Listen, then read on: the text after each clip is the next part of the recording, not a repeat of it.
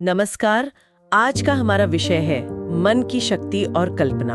हाँ बिल्कुल। हमारे पास कुछ स्रोत हैं जो इसी पर बात करते हैं कि कैसे हमारे विचार, हमारी सोच और हमारी कल्पना मिलकर काम करते हैं और हमारे अनुभवों पर इनका क्या असर पड़ता है।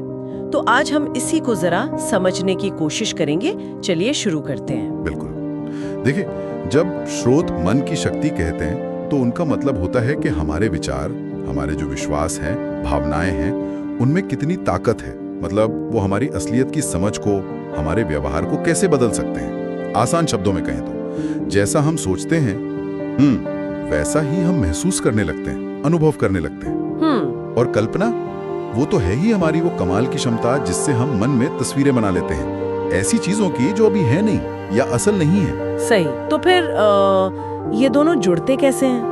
मतलब मन की शक्ति और कल्पना। स्रोतों में पहला जिक्र आता है विजुअलाइजेशन का, मानसिक चित्र बनाना। हाँ। जैसे कोई खिलाड़ी सोचता है कि वो जीत रहा है। हाँ। या कोई आर्टिस्ट अपने पेंटिंग को देखता है बनने से पहले। हाँ हाँ बिल्कुल। और यहीं पर बात दिलचस्प हो जाती है। जैसा स्रोत बताते हैं, ये जो मानसिक चित्र है ना, ये सीधे हमारी भावनाओं पर और फिर हमारे एक्शंस पर असर डालते हैं। अच्छा, कैसे? जैसे अगर हम अच्छी सकारात्मक कल्पना करें, जीत की, सफलता की, तो आत्मविश्वास बढ़ता है, प्रेरणा मिलती है। और वही अगर हम सोचें अरे हार गया तो, कुछ गलत हो गया तो वो नकारात्मक कल्पना डर पैदा करती है, हिचकिचाहट लाती है। हाँ, ये तो महसूस किया है। लेकिन क्या ये सिर्फ भावनाओं तक ही है? स्रोत कुछ और गहरा बताते हैं क्या? हाँ बिल्कुल।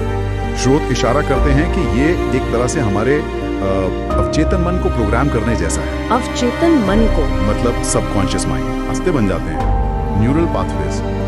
स्रोत ये भी बताते हैं कि कल्पना करते समय दिमाग के वही हिस्से एक्टिव हो सकते हैं जो असल में वो काम करते हुए होते हैं। अरे वाह, ये तो कमाल है। मतलब हमारा अवचेतन मन एक तरह से हमारे इशारों पर चल सकता है अगर हम उसे सही से प्रोग्राम करें। हाँ, काफी हद तक। क्या इसीलिए वो अफर्मेशन या गाइडेड इमेजरी जैसी टेक्निक्स की बात होती है स्रोतों में? सही पकड़ा, बिल्कुल। अफर्मेशन मतलब वो सकारात्मक बातें दोहराना, और गाइडेड इमेजिनरी जहां आप किसी सिचुएशन या नतीजे की पूरी डिटेल में कल्पना करते हैं। ये दोनों तकनीकें इसी सिद्धांत पर काम करती हैं, स्रोत यही कहते हैं। और लगातार प्रैक्टिस से ये हमारे सोचने के पैटर्न को बदल सकती है। अच्छा, और अगर हम इसे थोड़ा और बड़े लेवल पर देखें, स्रोत कहते हैं कि लगातार कल्पना करने से हमारे काम गाइडेड हो सकते हैं, हम मौकों को ज्यादा पहचानने लगते हैं। कुछ लोग इसे लॉ ऑफ अट्रैक्शन या आकर्षण के नियम से भी जोड़ते हैं। स्रोत इस बारे में क्या कहते हैं? कुछ अलग? स्रोत यहाँ थोड़ा संतुलित नजरिया रखते हैं। वो कहते हैं कि लगातार सकारात्मक कल्पना करने से हमारा ध्यान उन चीजों पर ज्यादा जाता है जो हमारे लक्ष्य से जुड़ी हैं। तो हम मौके पहचानते हैं और उन पर एक्शन लेने के लिए मोटिवेटेड महसूस करते हैं। अच्छा। इसे सीधे सीधे आकर्षण कहने के बजाय स्रोत इसे फोकस बढ़ाने और प्रेरणा जगाने का एक तरीका ज्यादा मानते हैं। और हाँ, कुछ रिसर्च इसके मनोवैज्ञानिक फायदों को मानती भी है। हाँ, ये ज्यादा प्रैक्टिकल लगता है। तो मतलब ये सिर्फ थियोरी नहीं है, इसके असल दुनिया में भी उदाहरण होंगे?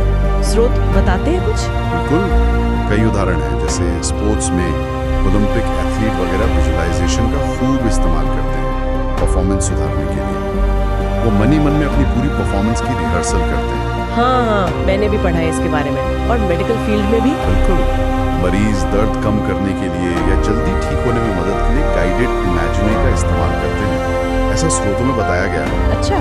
इसी तरह बिजनेस में देखिए, लीडर्स अपनी टीम को मोटिवेट करने, लक्ष्यों को साफ करने के लिए सफलता की एक साझा तस्वीर बनाते हैं, उसकी कल्पना करते हैं। और पर्सनल ग्रोथ के लिए तो है ही, जैसे आत्मविश्वास बढ़ाना हो या किसी डर पर काबू पाना हो, इन सब में विजुअलाइजेशन तकनीकें काम आती हैं। स्रोत यही बताते हैं। तो कुल मिलाकर इन सब बातों का निचोड़ क्या निकलता है? अगर हम स्रोतों को देखें तो यही लगता है कि हमारे विचारों में, हमारी कल्पना में वाकई काफी दम है। एक सवाल शायद सोचने के लिए छोड़ सकते हैं। हाँ। कि ऐसा कौन सा अपना पर्सनल या प्रोफेशनल लक्ष्य हो सकता है जिसे पाने में हम जानबूझकर कल्पना का इस्तेमाल कर सकते हैं? कोई ऐसी चीज जिसके बारे में शायद इन स्रोतों में सीधे सीधे बात न भी हुई हो। इस पर सोचने से शायद कुछ नए आइडियाज मिले। ये दिलचस्प सवाल है, सोचने वाली बात है। बिल्कुल।